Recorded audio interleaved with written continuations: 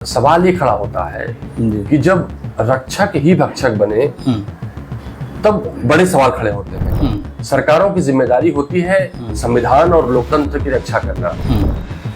कैसे लोग हिमाकत कर सकते हैं? राहुल गांधी को जब नरेंद्र मोदी जैसी शख्सियत जिसके पास ईडी है, सीबीआई है, सारे तंत्र हैं, उद्योगपति हैं, जब राहुल गांधी को नरेंद्र मोदी नहीं रोक सकता तो किसी ऐसे आदमी की क्या बिशात जो अपने रक्षा के लिए सड़क जाम कर रहा हो और अभी तक जिला प्रशासन ने मुकदमा नहीं किया है। राहुल गांधी लोकतंत्र और संविधान की बात करते हैं। राहुल गांधी एक देश एक तरह के कानून की बात करते हैं, सबको समानता हो। राहुल गांधी समानता की बात करते हैं। तो आज से लगभग 100 साल पहले रायबरेली की धरती किसान आंदोलन की गवाह बनी थी। फ्रीडम मूवमेंट में कई सारे स्वतंत्रता संग्राम सेनानियों ने अपने जान की आहुति दी थी। जूता चप्पल मारने की पत्रकारों पर बात आ रही, हम लोग भी असुरक्षित हैं, क्या कहेंगे इस पर? आज वक्त है, मौका भी है और समय भी मिल गया है। मैं बात कर रहा हूं रायबरेली के हालातों पर। राजनीतिक सरगर्मियां हैं और चुनावी उम्मीदें बढ़ती चली जा रही हैं। 2027 के चुनाव से पहले ही खबरों को लेकर, बयानबाजी को लेकर विवाद बढ़ता चला जा रहा है। आज हमारे साथ कांग्रेस के पूर्व एमएलसी दीपक सिंह जी हैं और इनका वक्त मिला बमुश्किल और हम लोग बात करने के लिए आ गए। दर्शकों को भी इंतज़ार रहता है कि आखिर कुछ खबरें मिलती रहें। इस पर हम बात करेंगे आज। अभी हाल ही में कुछ आपने वाद विवाद अपवाद से भी आप रूबरू हुए होंगे, उस पर भी हमारी चर्चा है। और भारतीय जनता पार्टी के दिनेश प्रताप सिंह जिस तरह राहुल गांधी का रास्ता नेशनल हाईवे पर रोक रहे थे वो भी आपने देखा। अब कई बातें हैं, लोगों के अलग अलग विचारधाराएं हैं, समर्थक अलग अलग, सबके मन में अलग अलग विचार हैं। हालांकि दीपक जी से वक्त मिला है, हमसे बात करेंगे। सर बहुत स्वागत है आपका हमारे साथ और हमारे न्यूज़ चैनल में। आज मुलाकात हो गई सर, कई बार फ़ोन पे बात हुई, मुलाकात ही हो पा रही थी आपसे, वक्त मिला आपका, हमने कहा बहुत खुशी हुई। आपके जिले में रहेंगे तभी बात। कांग्रेस का गढ़ है सर आपका, तो अमेठी और रायबरेली सब पूरा ये जनपद ही है और आप अमेठी के लिए भी बहुत काम कर रहे हैं, रायबरेली में भी आप है और लोगों के दिलों में है, बीच में है। और बहुत सारी बातें हम लोग आपके वीडियोस और सोशल मीडिया पर बहुत सारी चीज़ें, एक्टिविटीज़ भी हम आपकी देखते रहते हैं। कभी आप गाड़ी से निकलते हैं चश्मा लगा कर देते हैं, तो ये भी आपका रहता है। सर ये जो अभी विवाद चल रहा है, राहुल गांधी का जो 2 दिवसीय दौरा था उसमें सड़क रोकना, रास्ता रोकना, और आप देख पा रहे हैं कि जब वो सड़क इन्होंने जाम किया तो उस वक्त उनका जाने का एक रूट बदला गया और रूट में इस कदर, वहाँ भी मेरे ख्याल से कोई एक्सप्रेस वे पे काम चल रहा था, अंडरपास बन रहा था पुल का, वहाँ गाड़ियाँ खड़ी थी, कोई घटना हो सकती थी। ऐसी सूरत में रायबरेली का जिला प्रशासन या इस तरह के राजनीतिक वाद में एक विपक्ष, एक बड़ा विपक्ष वहाँ अकेले खड़ा था। गाड़ियाँ थी पीछे लेकिन घटनाएं बहुत कुछ हो सकती थी। क्या कहेंगे आप? देखिए, इस पे बहुत सारी बातें हो चुकी हैं जी, लेकिन सवाल ये खड़ा होता है कि जब रक्षक ही भक्षक बने तब बड़े सवाल खड़े होते हैं। सरकारों की जिम्मेदारी होती है संविधान और लोकतंत्र की रक्षा करना। कैसे लोग हिमाकत कर सकते हैं? राहुल गांधी को जब नरेंद्र मोदी जैसी शख्सियत जिसके पास ईडी है, सीबीआई है, सारे तंत्र हैं, उद्योगपति हैं, जब राहुल गांधी को नरेंद्र मोदी नहीं रोक सकता तो किसी ऐसे आदमी की क्या बिशात जो अपने रक्षा के लिए सड़क जाम कर रहा हो और अभी तक जिला प्रशासन ने मुकदमा नहीं किया है। क्यों सर, क्यों नहीं किया? नियम है। क्या कोई व्यक्ति कानून से ऊपर हो सकता है? राहुल गांधी जी का रास्ता रोकना अपने आप में अपराध है। नेशनल हाईवे को जाम करना कानूनी अपराध है जी। तो मैं तो योगी सरकार से सवाल पूछूंगा जब वक्त आएगा, जब मिलेंगे या किसी फोरम पे, कि क्या कानून 2 तरह के होंगे?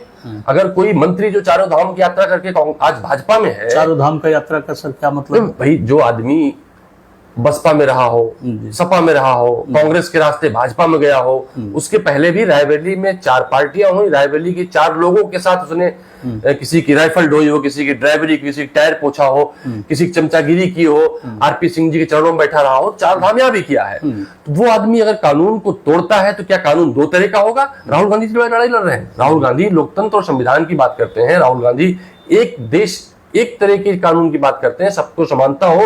राहुल गांधी समानता की बात करते हैं। और आप जब कांग्रेस का हमारा कार्यकर्ता कहीं भूल चूक जोश में खड़े होकर पुतले लेकर खड़ा हो जाता है तो आप पुतला फूकने की मुकदमा दर्ज करते हैं। और कोई आदमी सड़क रोकता है, मुकदमा दर्ज होता। ये दोहरा मापदंड है। एक दिन सड़क रोकने वाले पर मुकदमा कायम होगा और जो अधिकारी इसमें दोहरा मापदंड रहेंगे उन पे कार्रवाई होगी। सुरक्षा का एक बड़ा सवाल था।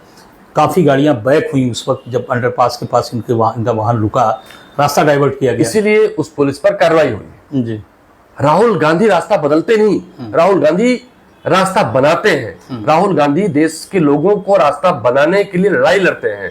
राहुल गांधी का रास्ता स्कॉट बदल देगी, ये कैसे हो सकता है? जी। राहुल गांधी को स्कॉट ने गुमराह किया था और इसीलिए शायद वहां के थाना अध्यक्ष पर कार्रवाई भी हुई है। जी। तो देश में अभी बाबा साहब भीमराव अंबेडकर के द्वारा कांग्रेस की सरकार में तमाम सारे महापुरुषों, फ्रीडम फाइटर की कुर्बानियों पर बने कानून के बहुत सारी चीज जिंदा है ना। अपने संसदीय क्षेत्र में आना, अपने घर में आना या अमेठी और रायबरेली में आना और यहाँ के सांसद होना, उसके बाद भी इस तरह रास्ता रोक लिया जाए, क्या ये उचित है? मैं फिर कहूंगा, रास्ता राहुल गांधी का रोकने की किसी में औकात नहीं है, चाहे नरेंद्र मोदी जी हो या उनके प्यादे हों। सबको अपना अपना करना है जी। किसी की होता नहीं, वो एक कहावत सुनी है जी, जब हाथी निकलता है ना तो जिन्हें भौंकना होता भौंकते हैं, उनपे चाल पे फर्क नहीं पड़ता। तो राहुल गांधी को अपने तरह से चलना है, जिनको जो हैसियत है उस ढंग से विरोध कर रहा था। चारों धाम के नाम पर आपने बताया कि कभी मायावती जिनकी माँ हुआ करती थी, सोनिया गांधी के भी पैर छूते थे, मुलायम सिंह पिता होते थे। रायबरेली वीरों की धरती है जी। जब देश आजादी की लड़ाई लड़ रहा था तो आज से लगभग 100 साल पहले रायबरेली की धरती किसान आंदोलन की गवाह बनी थी जी। फ्रीडम मूवमेंट में कई सारे स्वतंत्रता संग्राम सेनानियों ने अपने जान की आहुति दी थी, सब कुछ छोड़कर फ्रीडम मूवमेंट की लड़ाई लड़ी थी जी। इस वीरों की धरती पर कायर का कोई काम नहीं होता। अगर इस वीर रायबरेली की धरती पर कोई कायराना काम करेगा तो उसके साथ हस्तरोई होगा।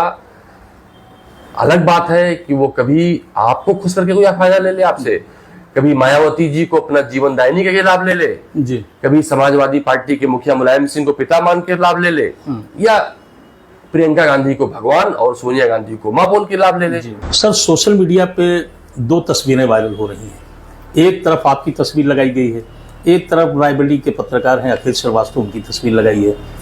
राकेश सिंह ने अपने सोशल अकाउंट से लिखा है, वो आपने पढ़ा भी होगा, हालांकि उसमें बहुत सारी बातें लिखी है। आखिरी में जूते मारने की बात लिखी हुई है कि पत्रकार को भी, और अब आप समझ सकते हैं कि दोनों तस्वीरें लगी हैं तो बहुत बातें मैं कह नहीं सकता हूँ, आप समझ पा रहे होंगे। जूता चप्पल मारने की पत्रकारों के ऊपर बात आ रही, हम लोग भी असुरक्षित हैं, क्या कहेंगे इस पर? देखिए, हमने तो उसे अबोध बालक समझकर छोड़ दिया और माफ भी कर दिया जी, क्योंकि उनके भाई ने गलती मान ली कि हमको सोशल मीडिया पे गालियां दी जा रही हैं। उन्होंने अपनी इज्जत बचाने के लिए लिखा कि 25-25 आईडियों से 25-25 बार फर्जी गाली दी जा रही है। उन्होंने 5-6 हजार गालियों जिक्र किया है। तो मुझे लगता है 5-6 हजार लोगों की गालियों को उन्होंने स्वीकार किया है। मैं इसका पक्षधर नहीं हूं, मैंने खुद उनकी तरह हाथ जोड़कर नहीं मना किया, लेकिन मैंने मना किया सोशल मीडिया पर इस तरह भत्ता न करें। वो बच्चा है, अबोध बालक है, भविष्य में पहले बीडीसी हारा है, कांग्रेस में एमएलए हुआ तो कांग्रेस जाने के बाद बेचारा विधानसभा हारा है। 50-55 साल के हैं वो अबोध बालक। तो बुद्धि, देखो अबोध बालक का मतलब होता है जिसको बुद्धि जिससे होगी उसे कृत्य करेगा। तो मुझे लगता है उसकी सोशल मीडिया पर उसको जवाब मिल गया था। एक मेरे साथी ने बताया, विकास अग्रहरी, की उन्होंने रात भर मैसेज डिलीट किए, जो पेमेंट्स गए तो उस पे जवाब भी मिला होगा, तभी डिमांड के लोगों ने शेयर करके अपनी बात लिखी। गुस्सा लगी कि ये बच्चों पर गुस्सा, अबोध लोगों को गुस्सा नहीं किया। मैं तो गुस्सा तो मुझे दिनेश सिंह पर भी नहीं आया। मैं समझता हूँ उसकी बेचारे की मजबूरी है जी। क्या मजबूरी? दिनेश सिंह की मजबूरी थी, उसे अपना मंत्रिमंडल बेचारे बचाना है। तो उसके लिए तो उसे कुछ उछल कूद करनी पड़ेगी ना, इस डाल से उस डाल पे, इस सड़क से उस सड़क पर। सड़क उसे बेचारे को आना ही है, प्रैक्टिस भी कर रहा था तो वो आ गया। मैं उसपे जहां तक आपने उसकी बात की, तो जो हरचंदपुर से कांग्रेस के टिकट पर जीता था, मैंने उसे अबोध बालक मानकर छोड़ दिया। सोशल मीडिया पर उसे जवाब मिल गया, रायबरेली की तरफ से उसको जवाब मिल गया। 5 के बदले 10 की बात मैंने किसी सोशल मीडिया सुनी, कोई कह रहा था कि 5 के बदले 10 मिलेंगे। ये जूते मारने की सर क्वांटिटी का क्यों प्रश्न है? लोग 50 जूते भी कह सकते थे, ये 5 और 10 का क्या है? और अगर मान लीजिए कोई पत्रकार 5 जूते खा गया तो 10 जूते वाली जो विधायिका जी अतिथि सिंह ने कहा कि भाई हम 10 जूते मारेंगे, तो वाकई ऐसी स्थिति तो पैदा हो सकती, तो जूते तो फिर मारने भी पड़ सकते हैं। बड़ बोला है उसने, बहुत बार लिखा सोशल मीडिया पर। वो फ्रस्ट्रेशन बेचारा है, उसको कुछ सुनता नहीं, उसकी शायद घर में भी नहीं सुनी जाती उसकी।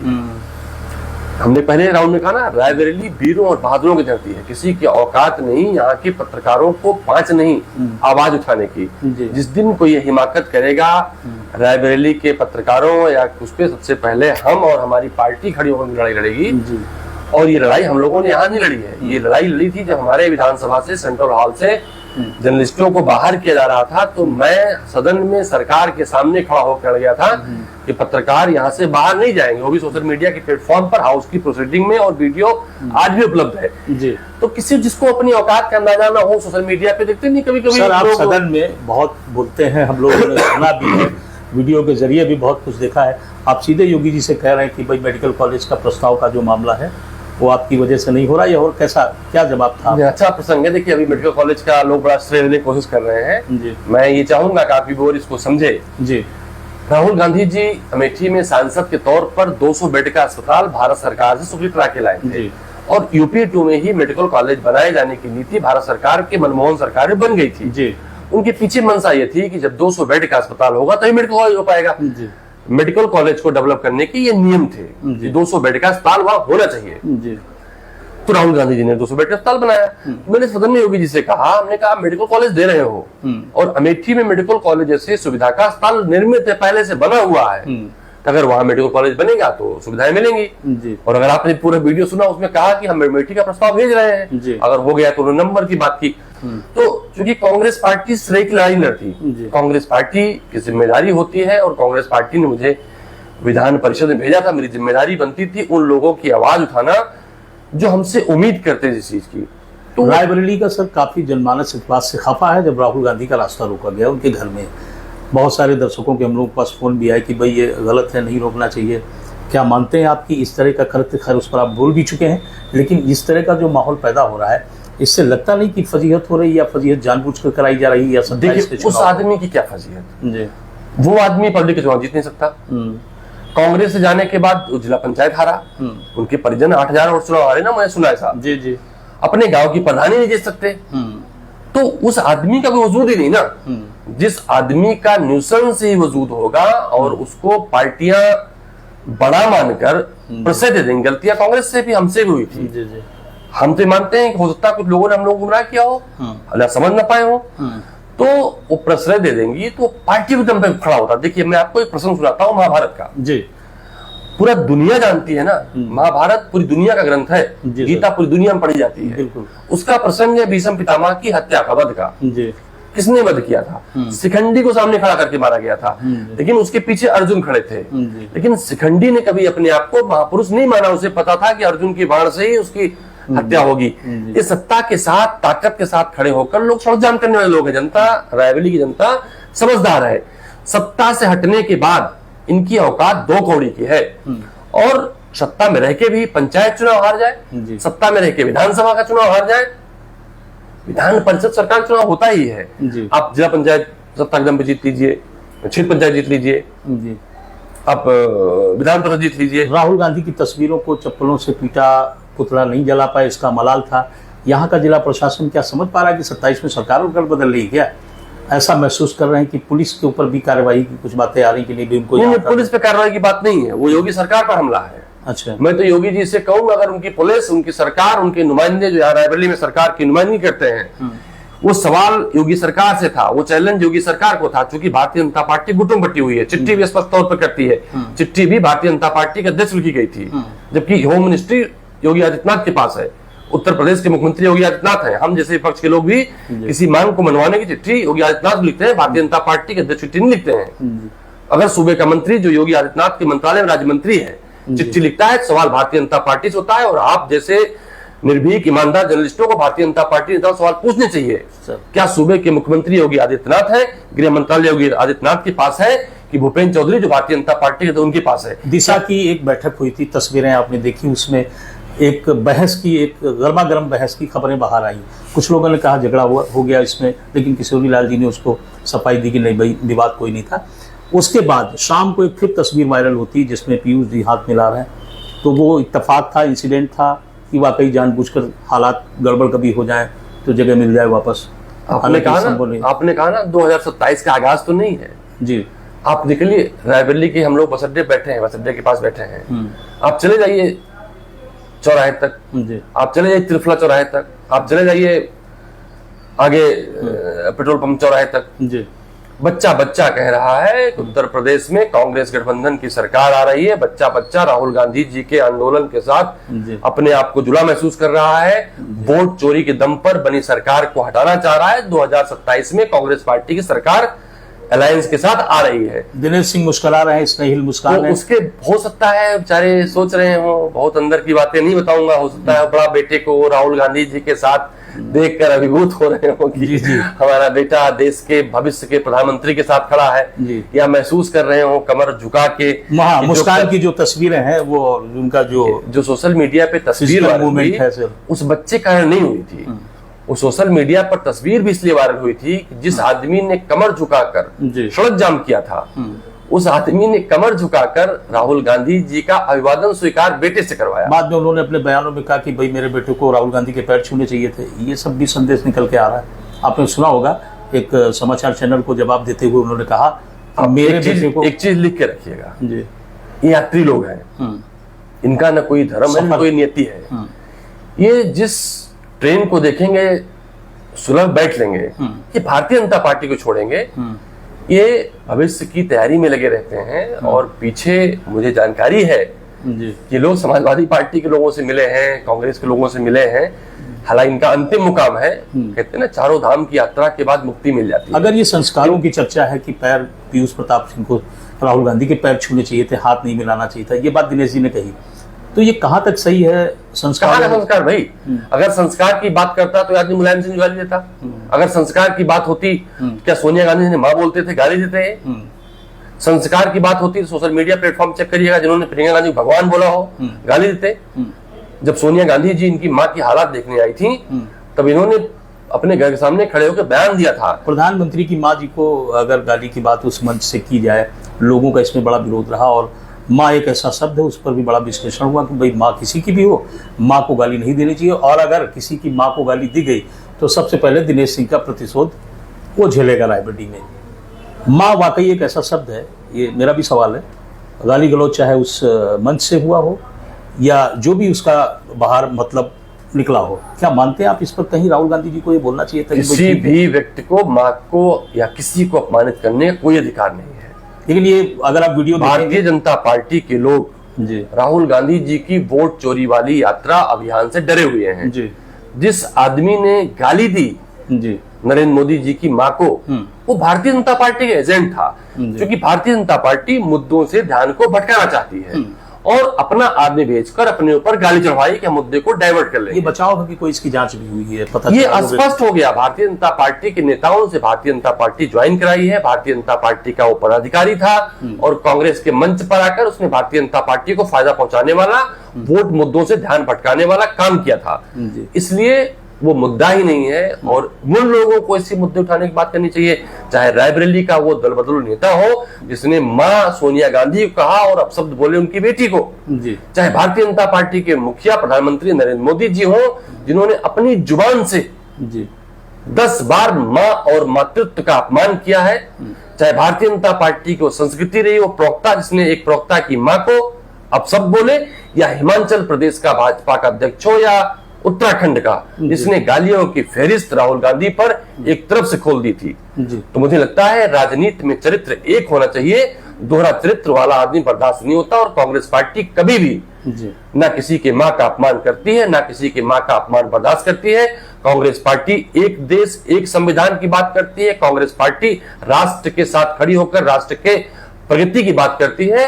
ये लोग राजनीति अपने पार्टी के लिए करते हैं और कुछ लोग राजनीति अपने परिवार और व्यक्तिगत अपने लिए करते हैं। साधारण दर्शक कभी हम लोग एसआईआर पर कोई बात करते हैं या एसआईआर एक ऐसा शब्द है, उसका असल हम बात करें उसका जो वो है कि भाई एसआईआर का क्या मतलब है, स्पेशल इंटेंसिव रिवीजन है, क्या है क्या नहीं, ये एसआईआर शब्द कहाँ से आया और ये साधारण दर्शकों को भी जरा बताएं। निर्वाचन आयोग ने कहा कि हम वोट का वेरिफिकेशन कराएंगे जी। वो उन्होंने कुछ क्लॉज रखे कि हम इस वोट में इसमें हम इतना करेंगे, इतना डॉक्यूमेंट। तो राहुल गांधी जी ने पूरा रिसर्च किया जी। जब राहुल गांधी जी हरियाणा का चुनाव हारे, उनकी पार्टी हारी और महाराष्ट्र हारे, जो भारतीय जनता पार्टी के लोग भी कह रहे थे मध्य प्रदेश हार जाएंगे, हरियाणा हार जाएंगे, महाराष्ट्र हार जाएंगे, लेकिन फला राज्य जीत जाएंगे। जी। तो जब वो भारतीय जनता पार्टी को इन राज्यों में उम्मीद नहीं थी कि इन राज्यों में भारतीय जनता पार्टी सरकार बनेगी, तो राहुल गांधी का मन ठनका। उन्होंने इसका पता लगाना शुरू किया। पता लगा कि ये एक एक घर में 4-4 हजार वोट है, एक एक कमरे में 500-500 वोट है, 400-400 वोट है, एक एक विधानसभा में 25-25 हजार बढ़ा दिए गए, 15-15 हजार घटा दिए गए, 60 हजार अंतर हो गया ना। अभी जो बिहार में हुआ 65-70 लाख वोट काट दिए गए।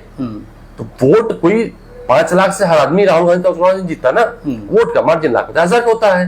तो वो एक टाइम लाइन सेट कर दी। तो राहुल गांधी जी ने इसका जब पूरा अवलोकन किया, राहुल गांधी जी ने इसका पूरा आकलन किया, तब मैदान में आए तो उसमें बहुत सारे चेंजेस हुए हैं। कोर्ट ने भी न्याय किया, आधार को जोड़ने का काम किया। इनकी मंशा थी जो दबे हैं, जो कुचले हैं, दलित हैं, पिछड़े हैं, अल्पसंख्यक हैं, उनके वोट कट जाए। तो भारतीय जनता पार्टी को सामंत विचारधारा के लोग जो अराजकता फैलाते हैं, जो बिजनेस व्यापार फैलाते हैं, उसकी रक्षा के लिए भाजपा के साथ खड़े रहते हैं, उनका वोट उनको मिल जाए। तो इस कारण से चुनाव आयोग को उन्होंने टूल की तरह यूज किया, जैसे सीबीआई को यूज करते हैं, ईडी को यूज करते हैं, सरकारी संस्थानों को यूज करते हैं, जर्नलिस्टों को यूज करते हैं। तो आप जैसे जर्नलिस्ट, आप जैसे प्लेटफॉर्म लोकतंत्र की आवाज को आज जिंदा रखे हैं, तो उसकी तरह से चुनाव आयोग को उन्होंने यूज किया, उसका उपयोग किया। राहुल गांधी जी उसके खिलाफ खड़े हैं। और आपके चैनल पर बताता हूं, अगर वोट चोरी नहीं हुई होती तो न 2019 में नरेंद्र मोदी जीतते, न 2024 जीतते। अभी एक संपत सरल एक हास्य व्यंग के बड़े अच्छे कलाकार हैं, उन्होंने कहा जाइए मोदी जी से अकेले कहिए कि मोदी जी आप अपने कार्यक्रमों के आधार पर जीते हैं, आप अपने प्रगति के आधार पर जीते हैं, उनको भरोसा नहीं होगा। आपका व्यूअर अगर इस रिपोर्ट को सुने और वो मोदी जी की 5 स्कीम बता दें कि जिस कारण मोदी जी के इस नीति से देश को फायदा हुआ हो, तो शायद भारतीय जनता पार्टी के समर्थक नहीं बता पाते। लेकिन भारतीय जनता पार्टी का जो लाइमलाइट है, जो उसका लोगों का उस तरफ रुझान है, बहुत सारे छोटे छोटे नेता जो कांग्रेस में थे, मुझे याद है शहर के कुछ ऐसे भी नेता थे जो चुपचाप निकल के बीजेपी में शामिल हो गए। वो कहीं करोड़ों का उन्होंने घोटाला भी नहीं किया। घोटाले बाद ज्यादा बीजेपी की तरफ चले गए, ऐसा दर्शकों का मानना है कि बहुत सारे लोग निकल गए। जैसे मनोज पांडे की बात की जाए तो वो भी 3 पंचवर्षीय रहे विधायक समाजवादी पार्टी से, वो भी धीरे से सरक गए। तो इस तरह जो बीजेपी में जा रहे हैं लोग, क्यों बीजेपी में जा रहे हैं लोग कि उधर सब सेफ है मामला? देखिए यही तो है ना, राहुल गांधी यही आवाज उठाते हैं। जब देश में अलोकतांत्रिक ढंग से चीजें होंगी, कोई हाथ में पुतला लेके खड़ा हो, उसे पुतला जलाने का FIR कर दोगे, और कोई आदमी नेशनल हाईवे जाम करता हो, मुकदमा नहीं करोगे, तो स्पष्ट है बेईमानी, स्पष्ट सरकार बेईमान है ना। तो सरकार भ्रष्टाचारियों को बचाती है। महाराष्ट्र में जब तोड़फोड़ हुई थी, उन्हीं के खिलाफ माननीय प्रधानमंत्री जाके भाफड़ करते थे। आप नहीं डरते? बहुत सारे इंटरव्यूज हमने देखे, उसमें बहुत सारी बातें आप बोलते रहते हैं। दिनेश सिंह ने आपको कहा कि भाई उनकी क्या औकात है, हैसियत कहा था, यही शब्द रहा। तो ये हैसियत और औकात की चर्चा कहाँ से आई? जब मुझे सूत्रों के मालूम हवाले से खबर है कि कांग्रेस में आपने उनको शामिल कराया था क्या पहले? नहीं, मैंने शामिल नहीं कराया था। रायबरेली के एक बड़े अच्छे नेता थे RP सिंह जी, जो वो हर जगह सर्वमान्य रूप से स्वीकार थे। उन्होंने मुझे फोन किया कि दीपक इनकी लॉबिंग करनी है और इनको चुनाव लड़ाना है। मुझे जानकारी नहीं थी, तो उन्होंने मेरे घर भेजा, वो भी साथ रहे। मुलाकात कहाँ कराई? हम अपने अपने होम तहसील गौरीगंज में। उनकी मुलाकात किशोरीलाल शर्मा जी से रायबरेली में नहीं हुई थी, गौरीगंज में कांग्रेस कार्यालय में बुला के, कोई किसी से जानकारी ना हो पाए। तो उस बीच की कड़ी मैं था जी। और किशोरीलाल शर्मा जी ने इनको टिकट बिना प्रियंका जी राहुल गांधी की अनुमति के दिला दिया था उस समय। RP सिंह जी कहने से हम भी भागीदार हुए और RP सिंह जी ने मदद कराई, उनको भी शख्स निकाली दिया था। तो वो है। जहां तक आपने डरने की बात कही, क्यों, किस बात का डर है? वो कहते हैं ना कि जुल्म के साये में लब खोलेगा कौन, हम भी चुप रहे तो बोलेगा कौन। तो अगर देश की जनता, हम चुनाव जीत के आए थे, हम पंचायत चुनाव में लड़ते रहे, चुनाव जीतते रहे, और कांग्रेस पार्टी ने विषम परिस्थिति मुझे MLC दिया, तो अगर हम चुप हो गए तो मुझे मानना पड़ेगा ना कायराना हरकत। सुरेंद्र बहादुर सिंह को आप जानते हैं? आप पूर्व विधायक हैं। हाँ बिल्कुल जानता हूँ। एक बार हम लोगों ने खबर सुनी कि कुछ पैसा 70 लाख के करीब इन्होंने ले लिया था, और अदिति सिंह ने भी उसमें 50 लाख रुपए उनसे उधार ले लिया था। हालांकि वो ब्याज का काम करते हैं, दानी तो वही है, मगर वो अपना पैसा भी % लेते हैं।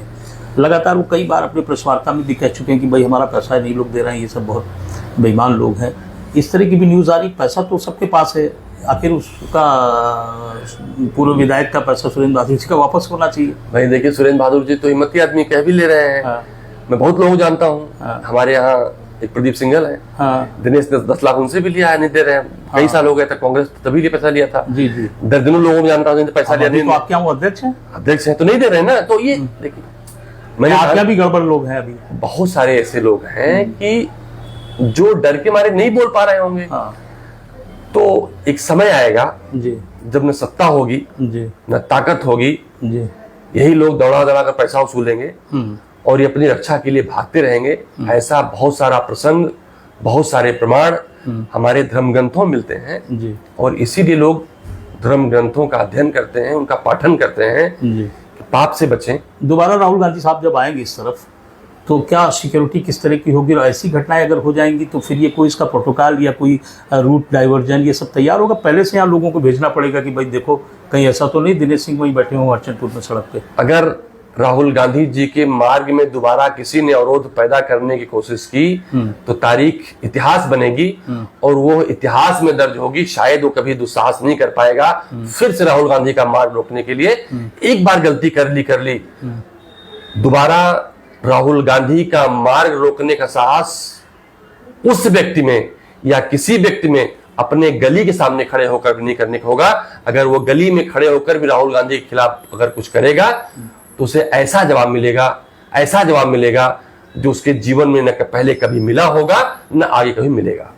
सर एक सवाल और है, ये चिराग और दीपक, आप भी लिखते हैं मैं हूं दीपक और ये चिराग हैं, तो ये चिराग और दीपक की लौ की और या उसके जलने की कोई क्या स्थिति रहेगी? यही सब चलता रहेगा पलटवार? मैं कभी नहीं लिखता मैं दीपक हूँ। हाँ, मेरा नाम दीपक से मैंने सोशल मीडिया लिखा मैं ही दीपक। वो मेरे साथी हैं, प्रिय मेरा, वो लिख देते हैं लगता है। वो इसने एक आईडी बना रखी है, जी, जी। मैं हूँ दीपक एक नाम से। जी जी, अभिषेक नाम है कुछ इस नाम से।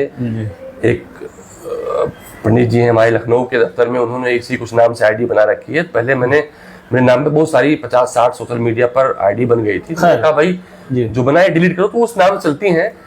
हालात वाकई बदलेंगे, जो परिस्थितियां हैं देश की या प्रदेश की या जो चल रहा है लोगों में आपस में चर्चाएं, हम लोग गांव गलियों में भी घूमते रहते हैं, लोगों से सवाल भी जानते रहते हैं। क्या कोई बदलाव की स्थिति है कि आप तो है ही हैं चूंकि कांग्रेस में, तो ये कहेंगे कि भाई 27 में कांग्रेस आ रही है, लोग कह रहे हैं क्या होगा? आप कुछ डिफाइन करेंगे कि कांग्रेस आएगी या गठबंधन आपका काम करेगा? प्रत्यक्ष को प्रमाण की जरूरत नहीं पड़ती जी।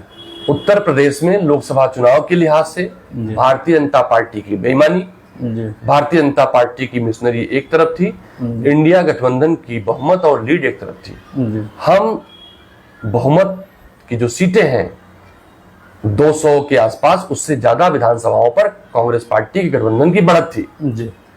और उसके बाद से दिन प्रतिदिन राहुल गांधी जी की लोकप्रियता बढ़ती जा रही है।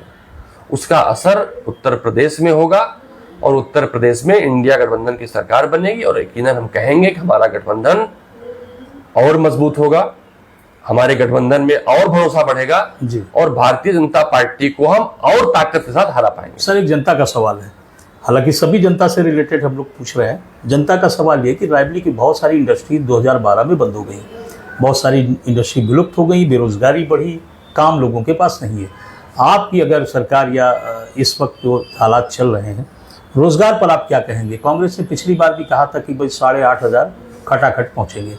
लोगों को आज भी वो याद आता है कि अगर राहुल गांधी आ गए तब तो कुछ मिलेगा नहीं। ये राशन पानी जो अभी मिल रहा है बीजेपी का, इससे भी लोग खुश हैं, सम्मान निधि मिल रही है, बहुत कुछ मिल रहा है। इंडस्ट्री पर क्या कहेंगे और रोजगार पर? देखिए, मैं फिर कहूंगा कि आपका व्यूअर ये बात समझे कि राशन भी कांग्रेस पार्टी की जो नीति थी, जो कांग्रेस पार्टी ने कानून बनाया था, फूड सिक्योरिटी बिल, उसके तहत मिलता है। भाजपा नहीं देती है ना, भाजपा के लोग अपनी नानी के यहाँ से लेकर आए थे। राहुल गांधी जी ने या कांग्रेस पार्टी जी ने, चाहे तेलंगाना हो या जिन राज्यों में कांग्रेस पार्टी की सरकार है, जो वादा किया था पहली कैबिनेट की बैठक उसे पूरा करने का काम किया है जी। जहां तक आपने रायबरेली की फैक्ट्रियों का सवाल पूछा है जी, प्रमाण आपके सामने है। क्या अगर सोनिया गांधी जी यहाँ से सांसद नहीं रही होती तो आपकी IIT चलती? बंद हो गई थी, सोनिया गांधी जी ने पुनर्जीवित किया और चलाने का काम किया। जी। क्या सोनिया गांधी जी अगर यहाँ के सांसद और कांग्रेस पार्टी सरकार नहीं रही होती तो रेल कोच फैक्ट्री लगती यहाँ पर जी या कहीं और लगी है? जी एम्स चल रहा है, रोजगार मिल रहा है और इलाज मिल रहा है, सोनिया गांधी ने दिया। इस तरह से दर्जनों फैक्ट्रियों का विस्तार किया, रायबरेली में लगाई, जिनसे रायबरेली के लोगों को रोजगार मिल रहा है। क्या कारण था कि बहुत सारी factories, switch and gears, UP cotton mills, ITI, Bhavani paper mills, ऐसी कई कंपनियां, कांग्रेस पार्टी के जाने के बाद भारतीय जनता पार्टी की सरकार देश और प्रदेशवासियों के लिए काम नहीं करती है। भारतीय जनता पार्टी सरकार अपने उद्योगपति मित्रों के लिए काम करती है। शायद उन फैक्ट्रियों को इसलिए बंद कर रहे होंगे, कल के उनके उद्योगपति मित्र इसकी नीलामी लेंगे, अपने ढंग से चलाएंगे वो। इंस्टीट्यूशन के क्षेत्र में अगर बात किया जाए तो जो स्कूल विद्यालय हैं या निफ्ट है, बहुत सारे ऐसे केंद्र आए जिसमें बड़ी महंगाई भी है और पढ़ाई भी महंगी है या जो भी है। अब सवाल इस बात का, जो प्रोडक्शन के क्षेत्र में जो कंपनियां काम कर रही थी, यहाँ ट्रांजैक्शन था, शहर में लोग रोज़गार पाते थे, ये उस दौर में बंद हुआ। कांग्रेस के दौर में ही इंडस्ट्रीज़ काफ़ी हद तक बंद हो गई हैं। 2012 से मैंने आपको बताया, 14 में मान लीजिए भारतीय जनता पार्टी की सरकार बनी और जो भी चीज़ें हैं, तो आप ये मानते हैं कि यहाँ पर जितनी भी आबादी है, इन लोगों को भी और कांग्रेस से बड़ी अपेक्षा रही। लोग कहते हैं कि भाई वो तो बहुत राज किया, उन्होंने बहुत कुछ बनाया। हमारा कहने का मतलब है कि जो आज का बेरोजगार युवा है, अगर उसको नौकरी नहीं मिल पा रही है तो कोई ना कोई, मोदी जी तो हमेशा कहते हैं भाई पकौड़े तलिए। अब सवाल ये कि कोई कहाँ तले, उसके लिए भी जगह होनी चाहिए। अतिक्रमण भी जारी है, अगर शहर में आप देख रहे हैं हालात कैसे हैं। रोजगार की दिशा में जो युवा पढ़कर आ रहे हैं, उन्हें इंडस्ट्री फैक्ट्री अगर मिल जाए, कुछ भी काम मिल जाए तो वो वहाँ करेंगे। भले घर में ना बताएं कि हम वहाँ लेबर हैं, बाबू काम कर रहे हैं, लेकिन सवाल है कि ये वाकई जो इंडस्ट्रीज बंद हुई हैं, इस पर फोकस क्या कांग्रेस करेगी आने वाले टाइम में?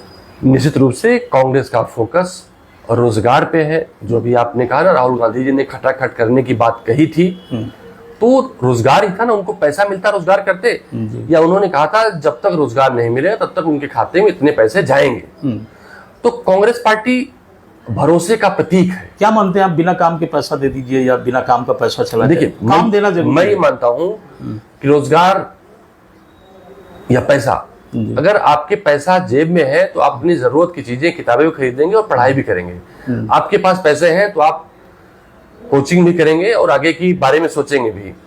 भारतीय जनता पार्टी की सरकार ने रोजगार देने के बारे में सोचा ही नहीं जी। इस देश की संपत्तियों को, जिनका निर्माण कांग्रेस पार्टी ने किया था, उसे बेचने के सिवा, उसे बंद करने के सिवा।